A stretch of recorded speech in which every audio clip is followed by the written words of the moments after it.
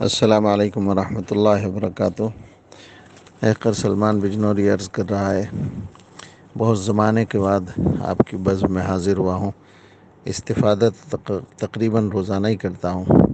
بات یہ اصل میں کہ ہمارے برادر محترم مفتی شکیل منصور صاحب نے جو فقہا کی بزم سجا رکھی ہے، اس میں میرے جیسے فقراء کا اتنا ہی کام ہو سکتا ہے کہ استفتاء دیکھ لیا کریں اور جواب استفتاء سے فائدہ اٹھا لیں۔ ماشاءاللہ آپ حضرات گہری نظر سے تمام مسائل پر گفتگو کرتے ہیں، جائزہ لیتے ہیں اور اظہار خیال فرماتے ہیں۔ اللہ تعالیٰ مزید اس میں برکتیں عطا فرمائے۔ آج جو کسی صاحب نے رجب طیب اردگان کے بارے میں پوچھا ہے کہ ان کے عقائد وہی ہیں جو علماء دیوبند کے ہیں، اور پھر آگے یا نہیں ہے، پھر آگے کسی نے کہا کہ بعض لوگ بریلوی حضرات یہ کہتے ہیں کہ وہ ہمارے عقائد پر ہیں۔ اس بارے میں مختصر سا کچھ عرض کرنا چاہتا تھا۔ ترکی قوم جو ہے اس کی اکثریت حنفی اور ماتریدی ہے۔ فقہی مذہب کے اعتبار سے حنفی اور عقائد میں ماتریدی ہیں، اور تصوف سے بھی ان کا پرانا تعلق ہے۔ مولانا جلال الدین رومی ترکی ہی میں ہیں، ان کا مزار بھی، اور بعد میں مرزا مظہر جانا رحمۃ اللہ علیہ کے مشہور خلیفہ شاہ غلام علی دہلوی رحمۃ اللہ علیہ کے خلیفہ تھے شیخ خالد بغدادی کردی۔ ان کا فیض عراق، شام اور ترکی کے علاقوں میں بہت زیادہ جاری ہوا، اور وہ چونکہ کردی تھے، کردی لوگ جو ہیں ترکی میں بھی ہیں اور عراق میں بھی ہیں، تو شام تک ان کا فیض پھیلا، اور علامہ شامی رحمۃ اللہ علیہ خود ان کے مرید تھے۔ یہاں تک کہ ایک مرتبہ شیخ خالد بغدادی نقشبندی رحمۃ اللہ علیہ کے اوپر کچھ اعتراضات ہوئے، تو علامہ شامی نے ایک رسالہ لکھا تھا، سل الحسام الہندی لنصرت الشیخ مولانا خالد النقشبندی۔ تو بہرحال اس وقت سے ترکی کے لوگوں کی اکثریت نقشبندی سلسلہ تصوف سے متعلق ہے، اور آپ حضرات جانتے ہیں کہ تصوف میں اگر مسلسل تہذیب و تجدید کا کام جاری نہ رہے تو بدعات بڑی آسانی سے در آتی ہیں۔ ترکی میں بھی کسی نہ کسی درجے میں یہ ہوا ہے۔ وہ پورے طور پر تو بدعتی نہیں ہیں، لیکن ان کے یہاں کچھ چیزیں رسوم کے درجے کی آ گئیں۔ میں بہت زیادہ واقف تو نہیں ہوں، لیکن ایک بار وہاں جانا ہوا تھا تو اندازہ ہوا تھا، جیسے امام لوگ الفاتحہ وغیرہ بھی کہتے ہیں، اور اسی طرح کی کچھ رسمیں ان کے یہاں چلتی ہیں، اور انہی میں کچھ محقق علماء بھی ہیں جو صحیح بات کی طرف دعوت دیتے ہیں اور سنت کے احیاء کی کوشش کرتے ہیں۔ انہی میں سے شیخ محمود آفندی بھی ہیں، جو بالکل کمزوری کے زمانے سے اس وقت گزر رہے ہیں۔ ہم ان سے ملاقات نہیں کر سکے تھے، لیکن ہمارے حضرت کی ان سے ملاقات ہے کئی بار۔ تو بہرحال خلاصہ یہ ہے کہ یہ تو مجموعی اعتبار سے ترکوں کے مذہبی مزاج کا پس منظر اور خلاصہ ہے۔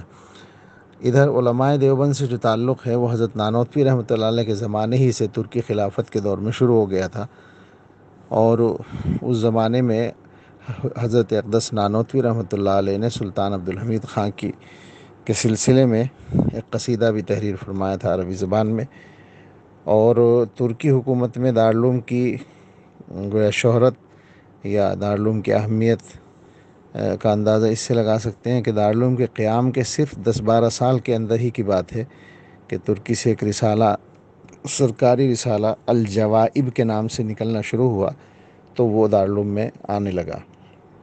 اسی طرح وہاں کے ایک عالم محمد احمد آفندی نے حدیث پر ایک کتاب لکھی جس کا نام میں اس وقت بھولتا ہوں۔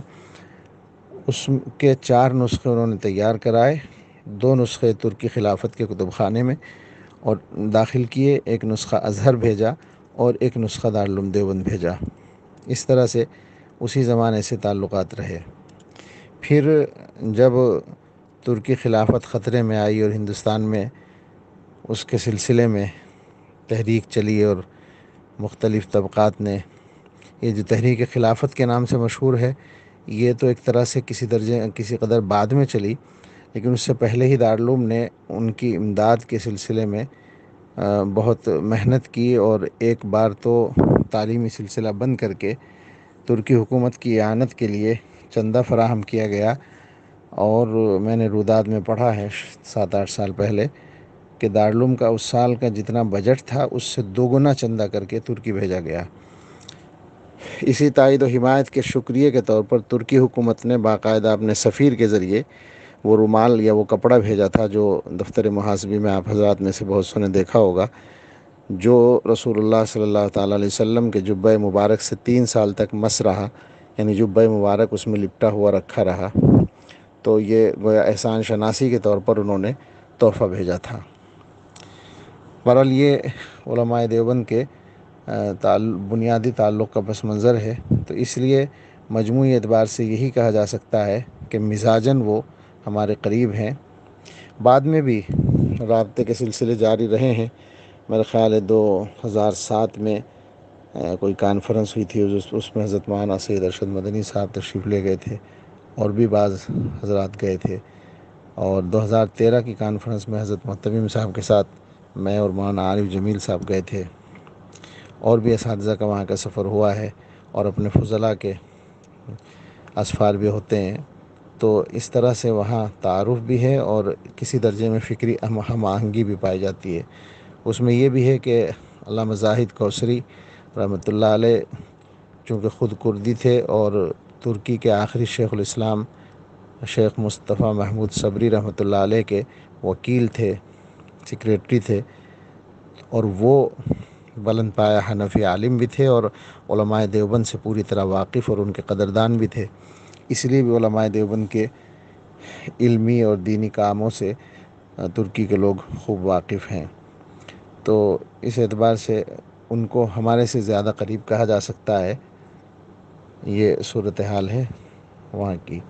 رجب طیب اردگان جو ہیں، یہ بھی گویا اسی تصوف کے سلسلے سے تعلق رکھنے والی ایک مشہور شخصیت شیخ نورسی رحمۃ اللہ علیہ کے تربیت یافتہ طبقے کے تربیت یافتہ ہیں۔